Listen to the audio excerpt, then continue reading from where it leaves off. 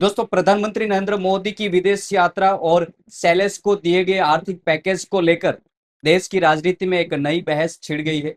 इस विदेश दौरे के दौरान प्रधानमंत्री को मिले एक नए सम्मान और भारत की तरफ से घोषित वित्तीय सहायता पर विपक्ष ने कई गंभीर बड़े सवाल उठाए हैं। विपक्षी नेताओं का आरोप है कि एक तरफ देश के भीतर कई बुनियादी सुविधाओं की कमी है, वहीं दूसरी तरफ विदेशों में भारी वित्तीय सहायता दी जा रही है। विदेश मंत्रालय के प्रवक्ता रणधीर जायसवाल द्वारा दी गई आधिकारिक जानकारी के मुताबिक भारत की तरफ से सैलेस को सुरक्षा और स्वास्थ्य सेवा को मजबूत करने के लिए 6 एम्बुलेंस, 10 यूटिलिटी व्हीकल्स और 5 लेजर रेडियंस बोट सौंपी गई है। इसके साथ ही भारत सरकार ने सैलेस के लिए कुल $175 मिलियन यानी करीब 1500 करोड़ रुपए के विशेष आर्थिक पैकेज की घोषणा भी की है। इस पैकेज में $125 मिलियन लाइन ऑफ क्रेडिट यानी ऋण के तौर पर दिया है, जबकि $50 मिलियन ग्रांट यानी अनुदान के रूप में दिए गए हैं।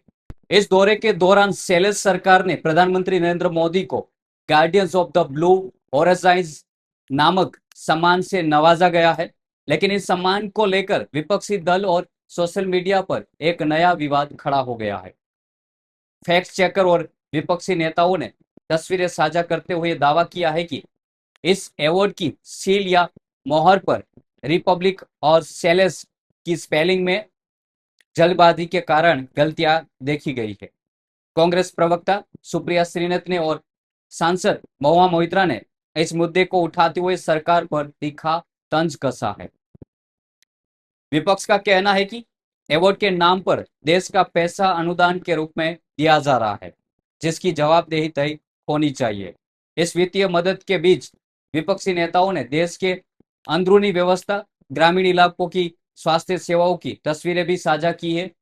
28 जून 2026 की मीडिया रिपोर्ट का हवाला देते हुए सवाल उठाया गया है कि जब देश के गांवों और कस्बों में आज भी एम्बुलेंस न मिलने पर गर्भवती महिलाओं को खटिया पर ले जाना पड़ रहा है, तो ऐसी स्थिति में विदेशों को एम्बुलेंस और करोड़ों का फंड देना कितना तार्किक है, ऐसे सवाल विपक्ष ने उठाए हैं।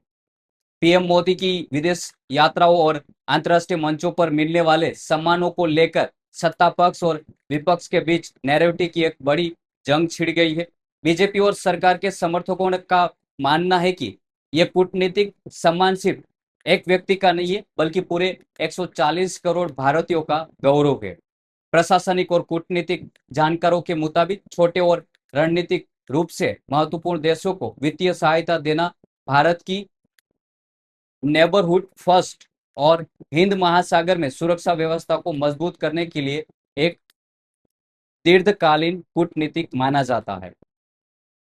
सरकारी प्लेटफॉर्म और पीआर टीम के अनुसार प्रधानमंत्री मोदी को अब तक कई अंतर्राष्ट्रीय सम्मान मिल चुके हैं। इसके अलावा दुनिया के विभिन्न देशों की संसदों को संबोधित करने का उनका रिकॉर्ड भी लगातार बढ़ता जा रहा है।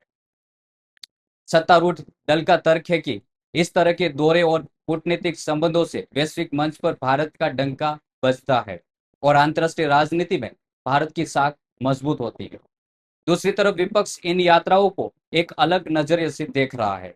सांसद महुआ मोइत्रा और अन्य विपक्षी नेताओं का कहना है कि दुनिया के बड़े और ताकतवर देशों के राष्ट्रीय अध्यक्ष, जैसे अमेरिका के राष्ट्रपति हो या इंग्लैंड के प्रधानमंत्री, अक्सर छोटी छोटी बातों या सम्मानों के लिए ऐसे देशों की यात्राएं नहीं करते हैं। विपक्ष ने सवाल उठाया है कि क्या सिर्फ कूटनीतिक सम्मानों की संख्या ही किसी देश के प्रधानमंत्री को विश्व गुरु बना सकती है। विदेशी दौरों और सहायता पैकेजों को लेकर देश के भीतर उठ रहे ये सवाल लोकतंत्र की एक जीवंत और स्वास्थ्य प्रक्रिया का हिस्सा है, जहां विपक्ष का काम जनता के टैक्स के एक एक पैसे का हिसाब मांगना और घरेलू संस्थाओं को रेखांकित करना है, वहीं सरकार का दायित्व वैश्विक पटल और देश के हितों को सुरक्षित रखना और मजबूत कूटनीतिक संबंध बनाना है। अंतर्राष्ट्रीय राजनीति के जानकारों का मानना है कि वैश्विक मंच पर मिलने वाले ये सम्मान और सांसदों में दिए गए जाने वाले भाषण किसी भी देश की सॉफ्ट पावर को बढ़ाने में अहम महत्वपूर्ण भूमिका निभाते हैं। इन यात्राओं से न सिर्फ व्यापारिक और सामरिक समझौते मजबूत होते हैं, बल्कि संकट के समय ये छोटे छोटे देश भी अंतर्राष्ट्रीय मंचों पर भारत के पक्ष में खड़े नजर आते हैं। लेकिन इसके साथ ही घरेलू प्राथमिकताओं को नजरअंदाज नहीं किया जा सकता। जब देश का मतदाता यह देखता है कि विदेशों में बुनियादी ढांचे के लिए अनुदान दिया जा रहा है, तो वह अपने क्षेत्र के टूटे पुल, सड़कों की बदहाली और अस्पतालों में सुविधाओं की कमी को लेकर भी सवाल जरूर पूछेगा। प्रधानमंत्री मोदी के इन विदेशी दौरों, सेलेस को दिए गए आर्थिक पैकेज और विपक्ष के इन तीखे सवालों पर आपकी निजी राय क्या है?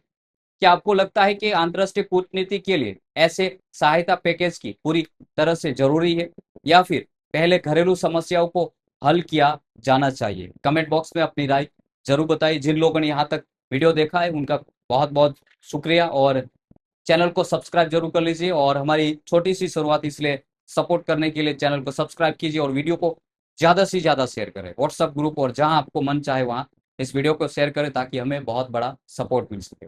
जय हिंद।